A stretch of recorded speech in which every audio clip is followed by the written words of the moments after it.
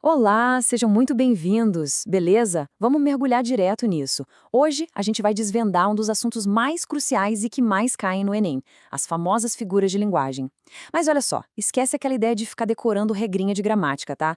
Nosso grande objetivo hoje é garantir a aprovação de vocês mudando totalmente o foco. A gente vai sair daquela decoreba chata e ir direto para a interpretação prática. É colocar a lente de um verdadeiro hacker da prova para entender exatamente o que está ali, nas entrelinhas. E esse aqui é o nosso plano de batalha de hoje. Primeiro, o segredo do Enem. Depois, as maiores pegadinhas. Em seguida, as figuras de efeito rápido. Aí passamos para o nosso guia passo a passo e fechamos com a tabela de resumo definitiva.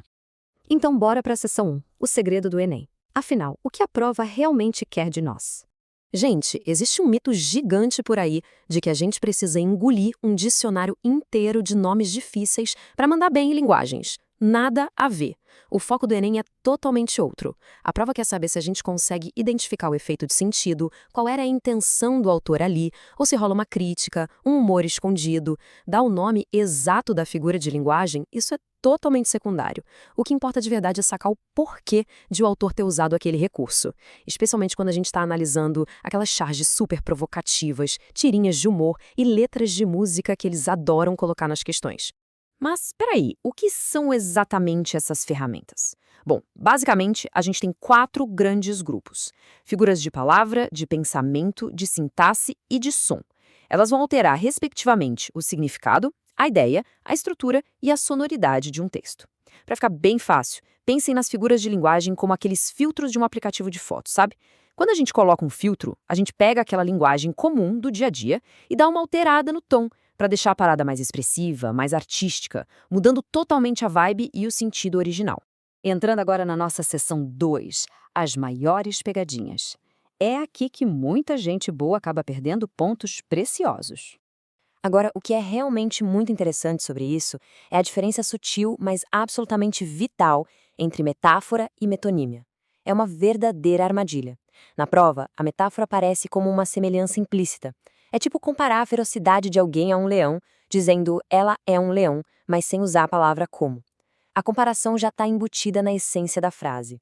Já a metonímia não tem nada a ver com semelhança. É sobre associação lógica, proximidade. Sabe aquela clássica frase li Machado de Assis? Pô, a gente não leu a pessoa do Machado, a gente leu a obra dele. É uma troca super direta e prática, baseada numa associação imediata. Outra duplinha perigosa que dá um nó na cabeça da galera. Antítese contra paradoxo. Olha só, a antítese é só a aproximação de opostos, mas de um jeito bem harmonioso, tipo o bem e o mal convivendo ali na mesma frase, super de boa. Já o paradoxo, que o Enem simplesmente ama cobrar em poesia, cria um choque impossível, uma contradição lógica. Pensa naquele clássico cego de tanto ver. Ué, como assim alguém fica cego de tanto enxergar? Essa ideia não faz o menor sentido, literalmente, e é justamente esse bug no cérebro que força a gente a mergulhar numa interpretação figurada e poética bem mais profunda. Isso nos leva à seção 3, figuras de efeito rápido. São aqueles recursos que dão um soco de significado logo de cara. Imaginem a seguinte cena, clássica de tirinha. O aluno chega 1 hora atrasado na sala de aula, aí o professor olha para ele e solta: "Nossa, você é muito pontual." É exatamente aqui que a ironia brilha. O sentido literal não faz sentido nenhum nessa situação. A intenção do autor é passar exatamente o oposto do que está sendo dito, criando uma crítica bem afiada ou aquele sarcasmo direto. Ou seja, a interpretação correta vai depender 100% do contexto daquela imagem. Agora, vamos comparar 2 extremos da intenção do autor: a hipérbole e o eufemismo.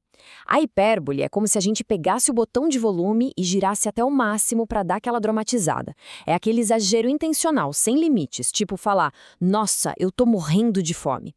Já o eufemismo faz o caminho inverso. Ele abaixa o volume para tentar deixar uma realidade dura um pouco menos chocante, sabe? Tipo dizer que alguém partiu dessa para melhor em vez de mandar real sobre uma morte. Então lembra disso. Uma joga a emoção lá no teto e a outra amortece a pancada. E quando a gente lê uma frase poética do tipo "o vento cantava na janela", Bom, fica meio óbvio que o vento não tem cordas vocais para sair cantando por aí, né? Isso é a nossa querida personificação ou prosopopeia. A sacada da prova aqui é ver se a gente percebe como emprestar ações e características humanas para objetos inanimados ou elementos da natureza ajuda a construir toda a emoção do texto. É literalmente dar vida ao que não tem vida para despertar sensações em quem está lendo. Bora para a sessão 4, nosso guia passo a passo. Como hackear e cravar a resposta certa. Vamos avançar e ver como isso se constrói na prática com um checklist mental de 3 passos. Isso aqui salva vidas no dia do exame. Passo 1.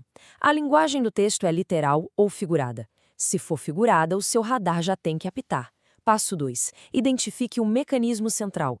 Tem um exagero muito na cara? Tem uma oposição de ideias? Ou talvez uma comparação escondida? E o passo 3, que é disparado o que mais cai. Observe qual foi o efeito produzido. Aquilo gerou humor na tirinha? Foi uma crítica social bem pesada? Trouxe mais intensidade? Seguir essa sequência garante a interpretação exata do que o examinador está pedindo. E para dar aquela agilizada monstra na hora da prova, saca só esses atalhos mentais. Gravem isso. Metáfora transporta o sentido de uma coisa para outra. Hipérbole, lembrando do prefixo, é um hiper-exagero da realidade. E o eufemismo. Eu vou suavizar a situação. Esses pequenos macetes são como códigos secretos que vão ajudar a puxar aquela informação complexa rapidinho, lá do fundo da memória, bem na hora em que a pressão do relógio estiver alta. E chegamos na nossa sessão 5, a tabela de resumo definitiva. É a hora daquela revisão relâmpago. E isso ilustra de forma brilhante tudo o que a gente conversou hoje, resumido num único lugar, com conexões essenciais. Olha só, metáfora é a comparação implícita. Metonímia é a troca por associação direta. Ironia, a gente já sabe, é expressar o sentido contrário. A antítese opõe as ideias de forma equilibrada, enquanto o paradoxo as contradiz de um jeito aparentemente lógico. E a personificação é trazer características humanas para as coisas. O grande segredo para a revisão de última hora é simplesmente conectar o nome da ferramenta direto ao seu motor principal. O que nos deixa com uma provocação final. Quando a gente abrir o caderno do Enem, a gente vai ver apenas um monte de palavras soltas numa página, ou finalmente a gente vai enxergar as intenções ocultas do autor. Compreender as figuras de linguagem não é sobre decorar rótulos, galera. É sobre ter aquela lente de hacker para conseguir ler o código-fonte por trás das charges, dos poemas e das músicas. Com essa mentalidade focada no efeito e na interpretação pura, eu garanto para vocês, não tem texto que não possa ser decodificado rumo à aprovação. Mantenham o foco, apliquem a técnica e arrasem na prova.